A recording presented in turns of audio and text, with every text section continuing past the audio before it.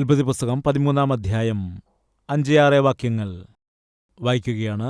അബ്രഹാമിനോട് കൂടെ വന്ന ലോത്തിനും ആടുമാടുകളും കൂടാരങ്ങളും ഉണ്ടായിരുന്നു. അവർ ഒന്നിച്ച് പാർക്കുവാൻ തക്കവണ്ണം ദേശത്തിന് അവരെ വഹിച്ചുകൂടാഞ്ഞു. അടുത്ത വിഷയം 7-ാം വാക്യം. അബ്രഹാമിന്റെ കന്നുകാലിയുടെ ഇടയന്മാർക്കും ലോത്തിന്റെ കന്നുകാലിയുടെ ഇടയന്മാർക്കും തമ്മിൽ പിണക്കം ഉണ്ടായി. അബ്രഹാമിനും ലോത്തിനുമുണ്ടായ അനുഗ്രഹങ്ങൾ നോക്കുമ്പോൾ ഒന്നിച്ച് പാർക്കുവാൻ കഴിയാതെ വണ്ണം അവർക്ക് സമ്പത്തുണ്ടായി. പിന്നീട് എന്ത് സംഭവിച്ചു?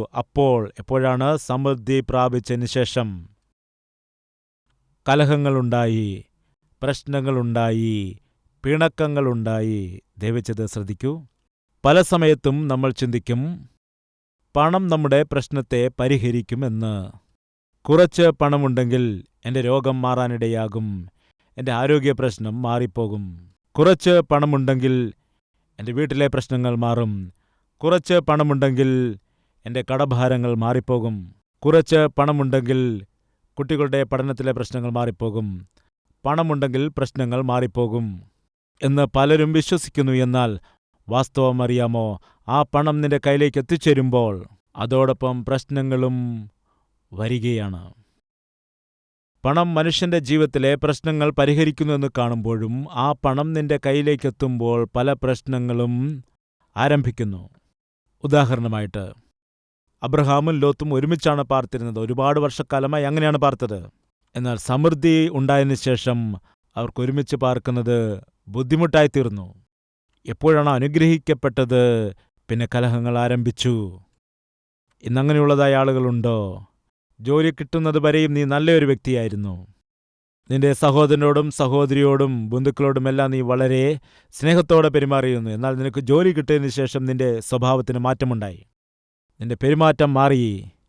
നിന്റെ അനുജനോടും അനുജത്തിയോടും നീ പെരുമാറുന്നതായ രീതികൾ മാറി. നിന്റെ അനുജനും കച്ചവടം ചെയ്യുന്നു, നീയും കച്ചവടം ചെയ്യുന്നു. രണ്ടുപേരുടെയും കച്ചവടം അത്ര ഇതായിട്ട് പോകുന്നില്ല. എന്നാൽ നിനക്ക് കുറച്ച് ലാഭം കിട്ടുവാനായിട്ട് തുടങ്ങി. എന്നാൽ നിനക്ക് ലാഭം കിട്ടിയതിന് ശേഷം നിന്റെ പെരുമാറ്റം, നിന്റെ സഹോദരനോടുള്ള പെരുമാറ്റം പാടെ മാറിപ്പോയി. അവനോടുള്ളതായ ഇടപെടൽ, അവനോടുള്ള പെരുമാറ്റം, ഇവയിലെല്ലാം വലിയ മാറ്റങ്ങളുണ്ടായി. ആരോഗ്യസ്ഥിതി മോശമായപ്പോൾ നീ ദൈവമേ ദൈവമേ എന്ന് പ്രാർത്ഥിച്ചിരുന്നു. എന്നാൽ നിന്റെ ആരോഗ്യസ്ഥിതിയെല്ലാം ദൈവം മെച്ചമാക്കി മാറ്റിയപ്പോൾ നിന്റെ പ്രവർത്തനത്തിൽ മാറ്റമുണ്ടായി. നിന്റെ ആത്മീയത കുറഞ്ഞുപോയി. മനുഷ്യരോടുള്ളതായ നിന്റെ പെരുമാറ്റത്തിൽ മാറ്റമുണ്ടായി. അത് വാസ്തവമാണോ അല്ലയോ എന്ന് ഒരു നിമിഷം ചിന്തിക്കൂ. അന്ന് അബ്രഹാമിനും ലോത്തിനും ഉണ്ടായിരുന്നതായ സമൃദ്ധി, അവരുടെ സമ്പത്തെല്ലാം വർദ്ധിച്ചു വന്നപ്പോൾ അവർക്കൊന്നിച്ചു പാർപ്പാൻ കഴിയുന്നില്ല. ഇന്ന് അനേകം സഹോദരന്മാരുടെ മധ്യയിലും സഹോദരിയുടെ മധ്യയിലും അവർക്കൊന്നിച്ചു പാർക്കാൻ കഴിയാത്തതിൻ്റെ കാരണമറിയാമോ? ധനമാണ്. അപ്പോൾ വരെ ഒരുമിച്ച് സംസാരിക്കും, ഒരുമിച്ച് ആഹാരം കഴിക്കുമെന്നാൽ ഒരു സ്വത്തിൻ്റെ കാര്യം, തർക്കങ്ങളൊക്കെ ഉണ്ടാകുമ്പോൾ പിന്നെ അവർ പരസ്പരം മിണ്ടുകയില്ല. ഐക്യത ഉണ്ടാകുന്നില്ല, സമാധാനമുണ്ടാകുന്നില്ല. എന്തുകൊണ്ടെന്നാൽ സ്വത്ത് പലപ്പോഴും അധികമായി തീരുന്നത് മൂലമായി സ്നേഹവും സഹകരണമൊക്കെ കുറഞ്ഞു പോകുന്നു. ഇവരുടെ വിഷയത്തിൽ മാത്രമല്ല, നമുക്ക് നോക്കാം. ഉൽപ്പത്തി 36-ാം അധ്യായം 7-ാം വാക്യം. മറ്റൊരു വ്യക്തിയെ നമുക്ക് കാണാം. ഇവർക്ക് സമ്പത്ത് വർദ്ധിച്ചതുകൊണ്ട് ഒരുമിച്ച് നിൽക്കുവാനായിട്ട് കഴിയുന്നില്ല. അവർക്ക് ഒന്നിച്ചു പാർപ്പാൻ കഴിയാതെ വണ്ണം അവരുടെ സമ്പത്ത് അധികമായിരുന്നു എന്ന് കാണുന്നു. ഇത് ഏശാവിൻ്റെയും യാക്കോബിൻ്റെയും കാരണമാണ്. ഏശാവും യാക്കോബും ഒരുപാട് അനുഗ്രഹിക്കപ്പെട്ടപ്പോൾ ഒരുമിച്ച് പാർക്കാൻ കഴിയുന്നില്ല അവർക്ക്. ഇപ്പോൾ കൂടുതലായി പണം സമ്പാദിക്കുന്തോറും സ്നേഹവും സഹകരണവും കരുതലുമൊക്കെ വർദ്ധിച്ചു വരികയാണോ അതോ കുറഞ്ഞു പോകുകയാണോ? നിങ്ങൾ തന്നെ പറയൂ. ചെറുപ്പത്തിൽ ചേട്ടനും അനുജനും ചേച്ചിയുമൊക്കെ ഒരേ പ്ലേറ്റിൽ കഴിക്കുമായിരുന്നു. ചില സമയത്ത് ചേട്ടൻ അനുജന് വാരിക്കൊടുക്കുമായിരുന്നു, അതുപോലെ അനുജൻ ചേട്ടനും. എന്നാൽ പഠിച്ച് കോളേജിലൊക്കെ അതിന് ശേഷം ആ ഒരു രീതി നമുക്ക് കാണുവാനായിട്ട് കഴിയുമോ? എവിടെ കാണാൻ കഴിയും? നിന്റെ നീ കഴിക്ക്, എൻ്റേത് ഞാനെടുത്തോളാം. പിന്നെ വിവാഹം കൂടി കഴിഞ്ഞാൽ ഒരുമിച്ച് ആഹാരം കഴിക്കാനുള്ള അവസരമുണ്ടെന്നാണോ? നിന്റെ കുടുംബം നിൻ്റേത്, എൻ്റെ കുടുംബം എൻ്റേത്. നീ നിന്റെ വീട്ടിൽ നിന്ന് കഴിക്കൂ, ഞാൻ എൻ്റെ വീട്ടിൽ നിന്ന് കഴിച്ചുകൊള്ളാം.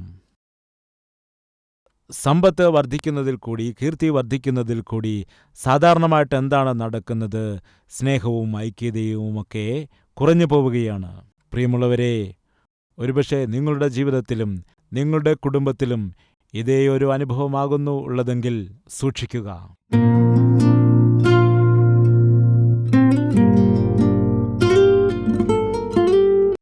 പരിശുദ്ധനായ ഞങ്ങളുടെ പിതാവേ, അബ്രഹാമിൻ്റെ മനസ്സ് ഞങ്ങൾക്കും നീ നൽകണമേ. കാരണം ഞങ്ങൾ അബ്രഹാമിൻ്റെ മക്കളായി വിളിക്കപ്പെടുന്നു.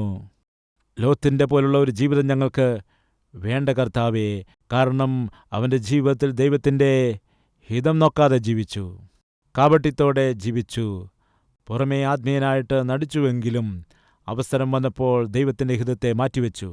സമ്പത്ത് വർദ്ധിച്ച സമയത്ത് ദൈവത്തെ മാറ്റി നിർത്തി. ലോത്തിനെ പോലെയുള്ള ജീവിതം ഞങ്ങൾക്ക് വേണ്ട. ഇന്നങ്ങനെയുള്ള വ്യക്തികളുണ്ടെങ്കിൽ അവരുടെ ജീവിതത്തിൽ മാറ്റം കൊണ്ടുവരണമേ. അബ്രഹാമിൻ്റെ ജീവിതം പോലുള്ളൊരു ജീവിതം നൽകണമെന്ന് യേശുക്രിസ്തുവിൻ്റെ നാമത്തിൽ അപേക്ഷിക്കുന്നു പിതാവേ.